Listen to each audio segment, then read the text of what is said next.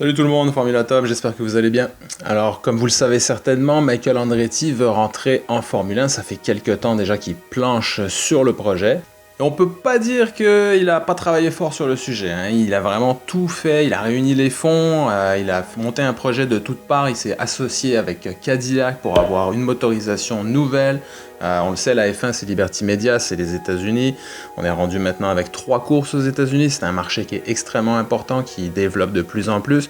On a l'écurie Haas qui est américaine, mais qui donne pas des résultats super intéressants. Et de faire rentrer comme ça le nom mythique de Cadillac en Formule 1, eh bien ça pourrait quand même sonner très intéressant avec Andretti. Bon, Michael n'a pas le palmarès de son père. Qui a été champion du monde de Formule 1, Mario Andretti, mais quand même, il a eu un bon palmarès aux États-Unis en course automobile. Alors ils ont travaillé fort leur dossier, ils ont bien planché ça, la FIA avait même approuvé leur dossier.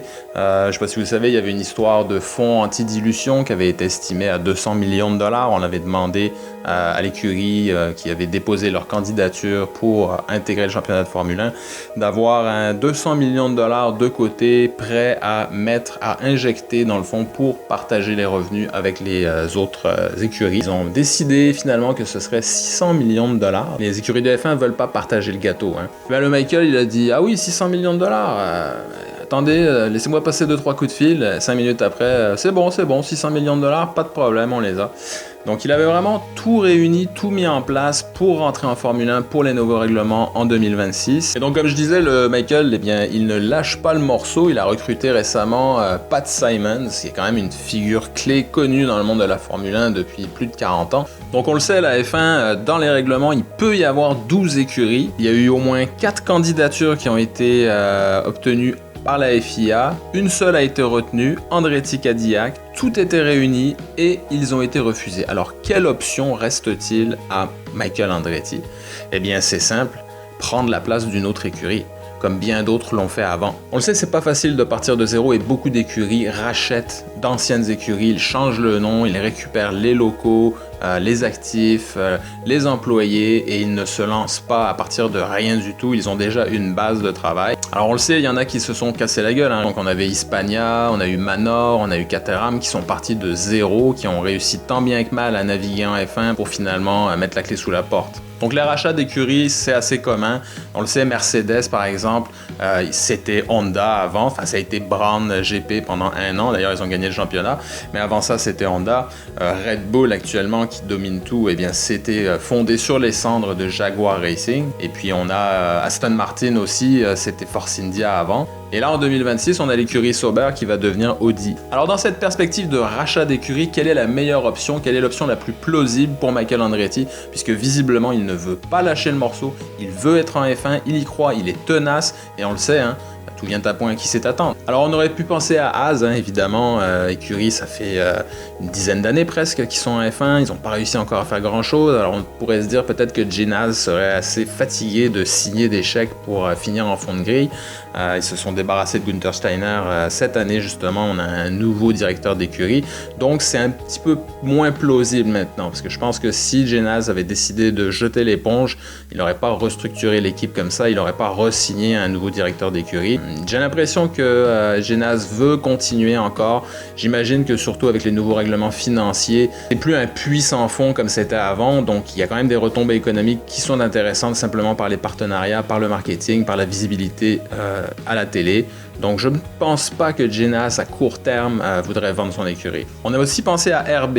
RB, Visa Cash-App, anciennement donc Toro Rosso, AlphaTauri. Après le décès de Dietrich Mateschitz, qui était donc le propriétaire, le seul dans l'histoire propriétaire de 2 écuries de Formule 1, Red Bull et la RB Visa Cash-App, le conseil d'administration n'était pas très friand à l'idée d'avoir 2 écuries, surtout d'en avoir une qui est en fond de grille. Donc on s'est dit que peut-être ça serait le moment justement avec le décès du propriétaire que le conseil d'administration décide de mettre en vente cette écurie-là de fond de grille. Et finalement, mais encore une fois, c'est un petit peu le même principe qu'avec Haas. Ils ont tout redistribué les cartes, ils ont engagé des nouveaux directeurs, ils ont vraiment refondu l'équipe, un nouveau nom, ils sont allés chercher des partenariats. Donc avec tout ce qu'ils ont fait comme changement là récemment, ça paraît peu probable maintenant qu'ils décident encore une fois à court terme de se débarrasser de l'écurie, de la vendre. Ensuite, les autres écuries sont là pour rester, hein, certainement. Il n'y a aucune chance que Ferrari ou Red Bull ou Mercedes disparaissent là à court terme. Williams Williams, on le sait, Dorilton Capital soutient quand même assez bien l'écurie. Avec James Wallace à la barre, on sent qu'il y a quand même un bon redressement. Aston Martin, Lawrence Stroll, il est là pour gagner, c'est l'objectif. Donc il nous reste une option qui est quand même très logique, surtout dans les circonstances actuelles, et c'est ça qu'on va voir, c'est l'écurie Alpine qui appartient à Renault.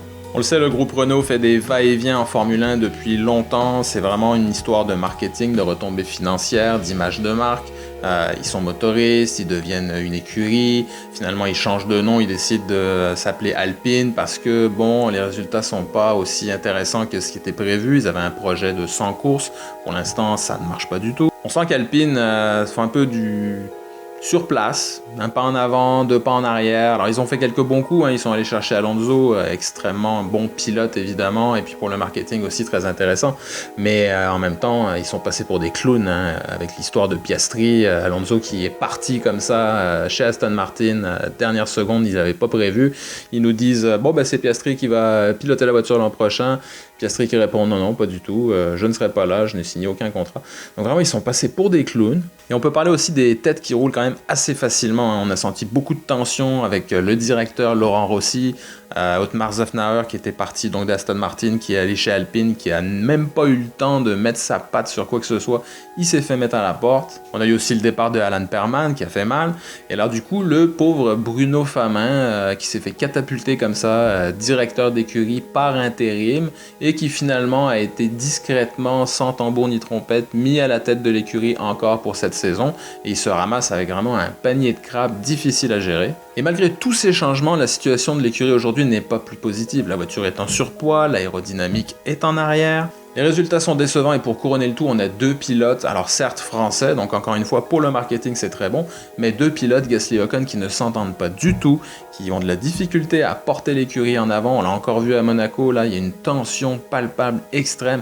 Alors si on récapitule la situation chez Alpine actuellement, on a des résultats qui sont extrêmement décevants, on a un plan de 100 courses qui ne va pas du tout dans la bonne direction, on a deux pilotes qui ont de la difficulté à travailler ensemble, on a une image de marque qui a été régulièrement écornée au cours des 2 dernières années par des décisions stratégiques absolument très difficiles à comprendre, des mises à la porte, des changements à la tête, etc.